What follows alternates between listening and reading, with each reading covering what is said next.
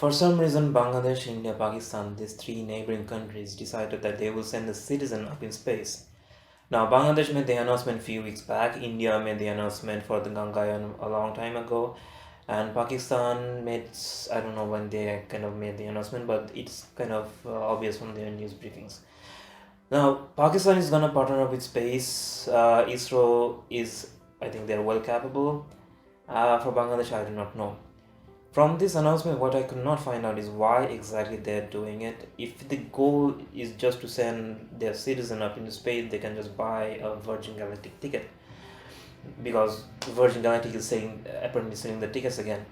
Now, don't get me wrong, I'm not against space exploration. I'm not against human space exploration. I firmly believe that it should be done. It must be done, but what I'm concerned about is that it must be done in a proper manner. I need to know what the policy is. I need to know what the end goal is, and from this announcement, it's not very clear to me. Because from what I know, that it's not only a financial challenge, it's also a challenge for the astronauts themselves. They'll be going through an intense training period. I was very fortunate to meet with Dr. Takao Doi. Now, he was a director of United Nations Outer Space Affairs, and we could ask him a couple of questions. There was some time, and one asked that, Professor, what is your biggest challenge when you were training for being an astronaut? He said that it was the anticipation, because he would train for months without knowing whether or not he will fly into space or not. Now, in this time, he's sacrificing for his family, he's sacrificing for himself, and he's training without knowing that whether or not he's going to fly into the next mission. Now, that is an immense pressure, immense challenge. So before we start selecting these people and putting them into the space training program, I think we should be very clear about what our end goal is. Now, this one is a bit, not really a news, but in case of news, it's a bit funny. I'm going to show you two images. I want to tell you that which one is which for just looking at it. Now, for myself, I did not really see the Star Trek TV series, but even though I did not see the actual series, I recognize that logo. So it's kind of funny that the Space Force logo and the Star Trek logo are kind of visually similar, and I could immediately detect that they are similar. The explanation was that the Star Trek is actually inspired from some other design, and Space Force logo is inspired from the same design, so they have kind of overlapping characteristics. Anyway, moving on to the next topic. Space Force gets a $15.4 billion budget allocation request. Now, this is just a request, this is not an actual budget allocation, but if they actually get this money, this will be 60% of what NASA usually gets. Now, I understand that in the greater terms, in the whole US budget terms, that this is just a fraction of the money, but it's still a significant amount of money. And this highlights that how important it is for a defense sector to branch out in space. Now, US is not the only country that has a space force or a military branch which is dedicated for space. France, Russia, China, they also have a military branch which is looking specifically for space. Now, they have their own space research agency which does the scientific work and which does the research-based non-military work. But they also have a military branch looking specifically into the defense aspect of space.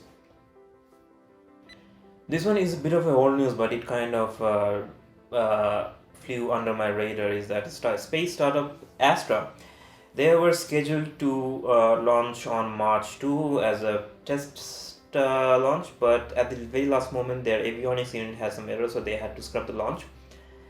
And apparently, they were fighting for a prize money which was offered by DARPA. So DARPA is looking for a small satellite launcher who could launch a small spacecraft more frequently and for much cheaper rate. And the prize money is, I believe, $1 million. So Astra was competing for it, and there were other two companies competing for the same prize money.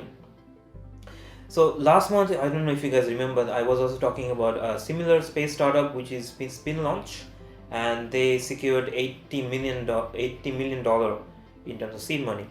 This brings out the question that why is this necessary? Because we already know SpaceX, right? SpaceX kind of dominating other than China. So if SpaceX is so successful and they're so dominating, why there is a market for small satellite launcher? Now the thing is, when you are a small satellite company, or if your company is launching a smaller satellite, you have to find a partner to partner up with partner up and buy the launch from SpaceX. Otherwise, you have to pay the entire fee to the SpaceX launcher and hire their whole rocket and send your satellite where it needs to be.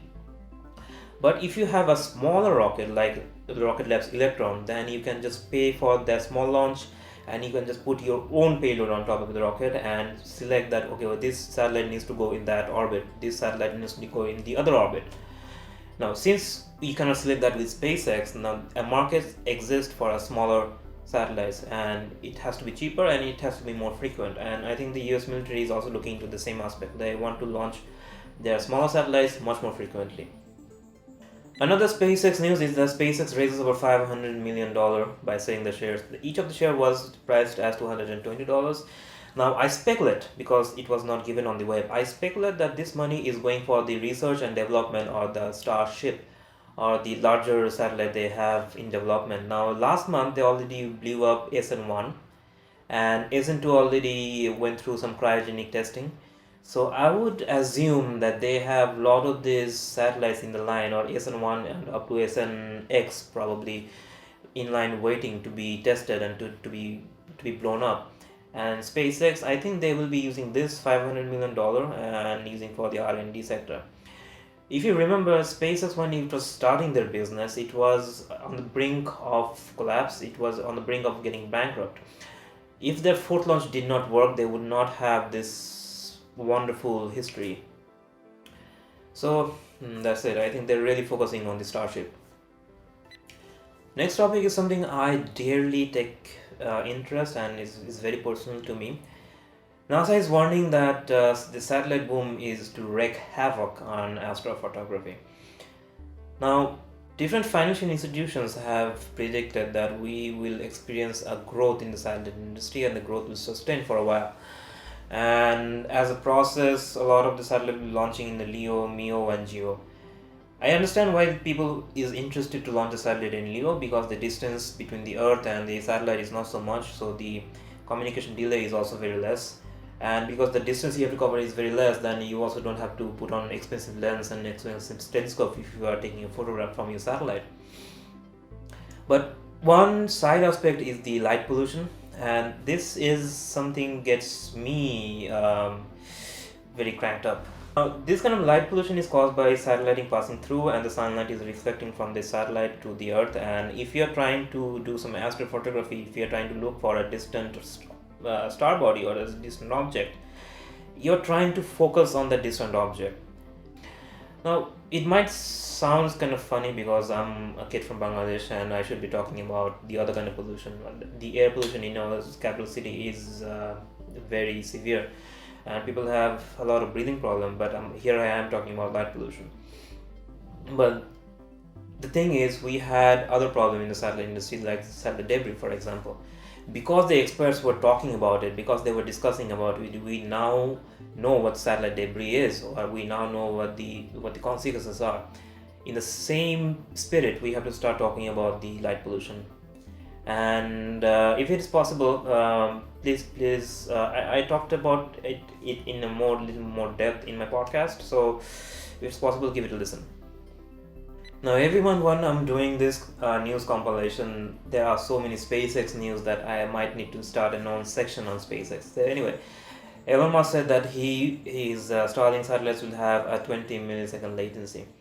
Now 20 millisecond latency is a very big and bold claim, and if it is successful, then I would finally understand that why the Starlink business is so big and why he is willing to invest so much money into this business.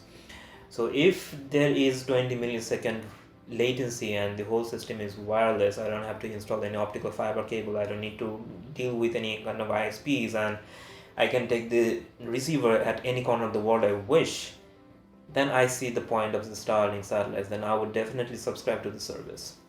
On the related note, I really haven't seen any news briefing or any news update from these Amazon's similar project, the OneWeb, the same thing from Jeff Bezos. I wonder what they are up to. Okay, finally, one more SpaceX, but the last one. So SpaceX recently launched their sixth batch of Starlink satellite, and for this launch they used their Life Leader first stage rocket booster. So what it means that this rocket booster had the most amount of missions flown into space. So it already flown 4 times already. So it was his fifth time. And what happened is that when during the launch, 2 minutes 22 seconds into the launch, one of the rocket engines prematurely shut down. Now, if you go to the SpaceX YouTube page and see the video of their launch, you can clearly see at 2 minutes 22 seconds into the launch, there is a loud flash of light, and there is some kind of smoke. And later on, SpaceX confirmed that this is the moment where the engine kind of prematurely shut down. So because it was already nearing MECO, or the main engine cutoff, so it was not a big of a deal. So the mission went smoothly. There was no issue with it. The first stage rocket booster kind of failed to land into the drone ship, but that's a different issue. So yeah, I think they are really pushing the boundaries, SpaceX, and they are learning that how frequently they can use their rocket boosters and how much the rocket booster can tolerate. Okay, so in terms of news, March was not so many newses because the issues we're facing in the real life, the real world is much more severe. I hope you're staying inside, and if you're not staying inside, if you're going outside, I hope you're using mask and washing your hands and following the experts' advices. I wish your family to stay safe in this period. See you again in next month.